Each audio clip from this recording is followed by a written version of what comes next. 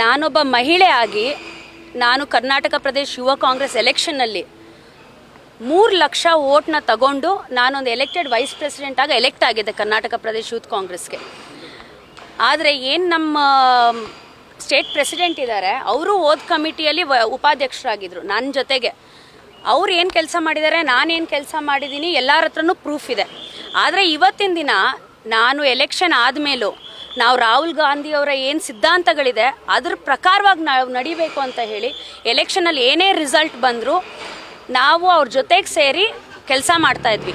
ಆದರೆ ನನ್ನ ಒಬ್ಳಿಗೆ ಅಲ್ಲ, ನಾನೊಂದು ಮಹಿಳೆಯಾಗಿ ಮನೆ ಬಿಟ್ಟು ನನಗೂ ಮದುವೆ ಆಗಿದೆ, ಮಕ್ಕಳಿದ್ದಾರೆ, ಎಲ್ಲ ಬಿಟ್ಟು ನಾವು ಪಕ್ಷ ಸಂಘಟನೆ ಅಂತ ಆಚೆ ಬಂದಾಗ ನನಗೆ ಬಿಟ್ಟು ಬೇರೆ ಎಲ್ಲ ಯಾರ್ಯಾರು ಪದಾಧಿಕಾರಿಗಳಿದ್ದಾರೆ ಅವ್ರಿಗೆಲ್ಲರಿಗೂ ತೊಂದರೆ ಕೊಡ್ತಾಯಿದ್ರು. ಸೊ ಈ ವಿಚಾರವಾಗಿ ನಾವು ಯಾವತ್ತೂ ವಾಯ್ಸ್ ರೇಸ್ ಮಾಡೋಕ್ಕೆ ನಮ್ಗೆ ಅವಕಾಶ ಬಿಡ್ತಾ ಇರಲಿಲ್ಲ. ಯಾಕಂದರೆ ಡಿವೈಡ್ ಆ್ಯಂಡ್ ರೂಲ್ ಪಾಲಿಸಿಯನ್ನು ಮಂಜುನಾಥ್ ಅವರು ಮಾಡ್ತಾಯಿದ್ರು. ಕೆಲಸ ಮಾಡ್ತಾ ಇಲ್ಲ ಅಂತ ಹೇಳ್ಬಿಟ್ಟು ಎಲ್ಲರಿಗೂ ಹೋಲ್ಡನ್ನು ಇಟ್ಟಿದ್ರು.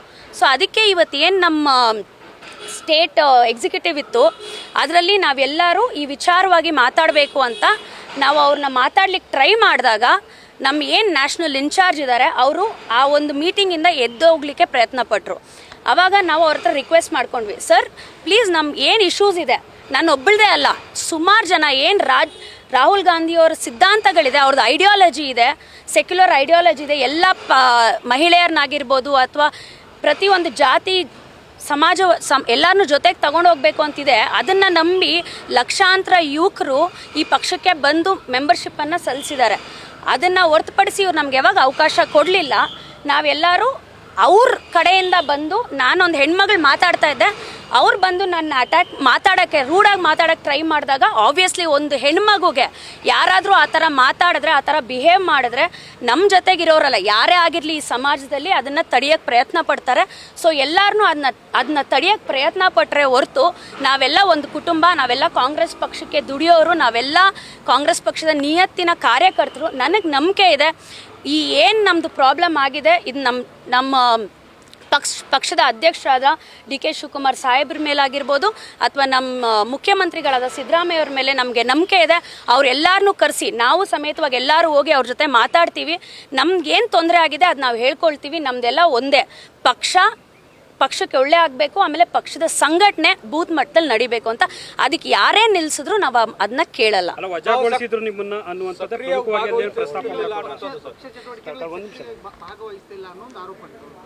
ಸರ್, ನಾನು ಒಂದು ಹೆಣ್ಮಗಳಾಗಿ ನನಗೆ 8 ಜಿಲ್ಲೆಗಳು ಕೊಟ್ಟಿದ್ದಾರೆ ರಾಜ್ಯದಲ್ಲಿ.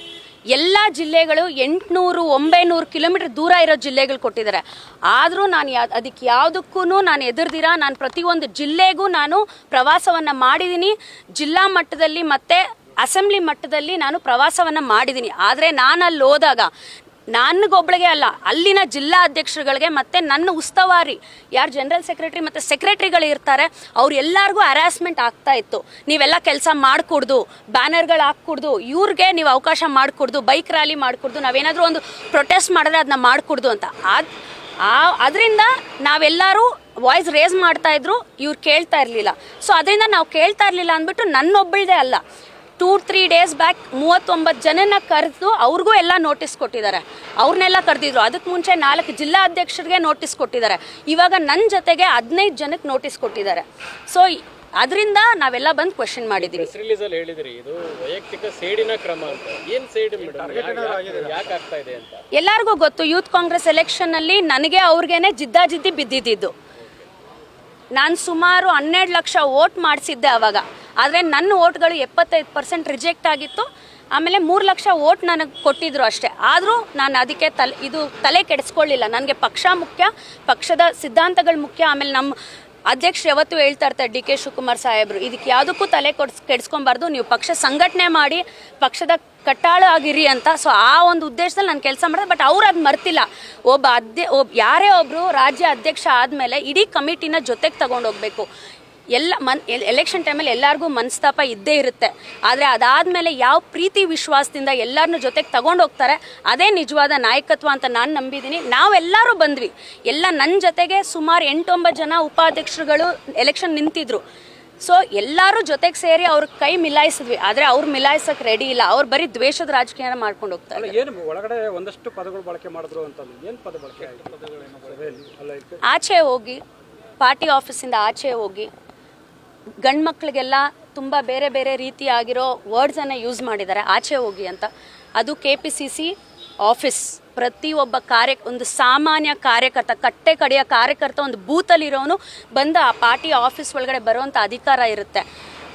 ನಮ್ಮ DK ಶಿವಕುಮಾರ್ ಸಾಹೇಬ್ರು ಎಷ್ಟು ಮರ್ಯಾದೆ ಕೊಡ್ತಾರೆ, ಪ್ರತಿಯೊಬ್ಬ ಕಾರ್ಯಕರ್ತನಿಗೂ ಅಷ್ಟು ಮರ್ಯಾದೆ ಕೊಟ್ಟು ಅವ್ರಿಗೆ ಅಷ್ಟು ಒಳ್ಳೆ ರೀತಿಯಲ್ಲಿ ನಡೆಸ್ಕೊತಾರೆ. ಅವರೊಂದು ಹಾದಿಯಲ್ಲಿ ನಾವೆಲ್ಲರೂ ನಡಿಬೇಕು. ಆಚೆ ಹೋಗ್ರಿ, ಆಚೆ ಹೋಗೋ, ನಮ್ಗೆ ಹೇಳೋಕ್ಕೂ ಇಷ್ಟ ಆಗಲ್ಲ. ಆ ಥರ ಎಲ್ಲ ಮಾತಾಡಿದಾಗ ಆಬ್ವಿಯಸ್ಲಿ ಎಲ್ಲರಿಗೂ ಬೇಜಾರಾಗುತ್ತೆ. ಆ್ಯಂಡ್ ನಾನೊಂದು ಹೆಣ್ಮಗಳು, ನಾನೇ ಫ್ರಂಟಲ್ಲಿದ್ದೆ, ನನ್ನ ಪುಷ್ ಮಾಡೋಕ್ಕೆ ಟ್ರೈ ಮಾಡಿದಾಗ ಅದು ವೀಡಿಯೋದಲ್ಲಿ ಕಾಣಿಸ್ತೋ ಇಲ್ವೋ ಗೊತ್ತಿಲ್ಲ ನನಗೆ, ಯಾವುದೋ ಮೀಡಿಯಾದಲ್ಲಿ ಬರ್ತಾ ಇತ್ತು. ಬಟ್ ನನ್ನ ಪುಷ್ ಮಾಡೋಕ್ಕೆ ಟ್ರೈ ಮಾಡಿದಾಗ ಆಬ್ವಿಯಸ್ಲಿ ಎಲ್ಲರೂ ನನ್ನ ಪ್ರೊಟೆಕ್ಟ್ ಮಾಡೋಕ್ಕೆ ಟ್ರೈ ಮಾಡಿದ್ರು, ಅಷ್ಟೇ. ಡೆಫಿನೆಟ್ಲಿ ಸರ್, ಅವರು ಕೇರಳದಲ್ಲಿದ್ದಾರೆ, ಇವಾಗ ಬರ್ತಾ ಇದ್ದಾರೆ. ಸೊ ಡೆಫಿನೆಟ್ಲಿ ನಾವು ನಮ್ಮ ಪಾರ್ಟಿ ಅಧ್ಯಕ್ಷರ ಗಮನಕ್ಕೆ ನಾವು ತಂದೇ ತರ್ತೀವಿ. ಯಾಕಂದರೆ ನನ್ನ ಒಬ್ಬಳದೇ ಅಲ್ಲ, ತುಂಬ ಜನ ಯುವಕರು ರಾಹುಲ್ ಗಾಂಧಿ ಅವರ ಐಡಿಯಾಲಜಿ ನಂಬ್ಕೊಂಡು ಮುಂದೆ ಹೋಗಿದ್ದಾರೆ. ಅದಕ್ಕೆ ನಾವು ಏನಿದೆ ಅದಕ್ಕೆ ಹೋಗಿ ಸಾಹೇಬರಿಗೆ ನಾವು ಮಂಜುನಾಥ್ ಗೌಡರ ನೇತೃತ್ವದ ಯೂತ್ ಕಾಂಗ್ರೆಸ್ನಲ್ಲಿ ಮಹಿಳೆಯರಿಗೆ ಸುರಕ್ಷತೆ ಇಲ್ಲ, ಒಂದು ರೀತಿ ಅಭದ್ರತೆ ಇದೆ. ನಾನು ಅದೇ ಹೇಳ್ದೆ ಅಲ್ಲ ಸರ್, ನಾನೊಂದು ಮಹಿಳೆ ಆಗಿ ಉಪಾಧ್ಯಕ್ಷ ಆಗಿ ನಾನು ಕೆಲಸ ಮಾಡಿದ್ದೀನಿ.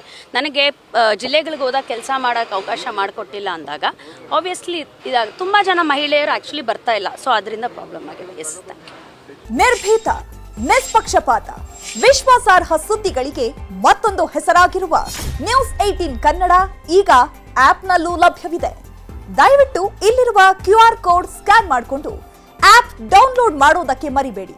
ನಿಮ್ಮ ಬೆಂಬಲ ಹೀಗೆ ಸದಾ ನಮ್ಮೊಂದಿಗಿರಲಿ. ಧನ್ಯವಾದ.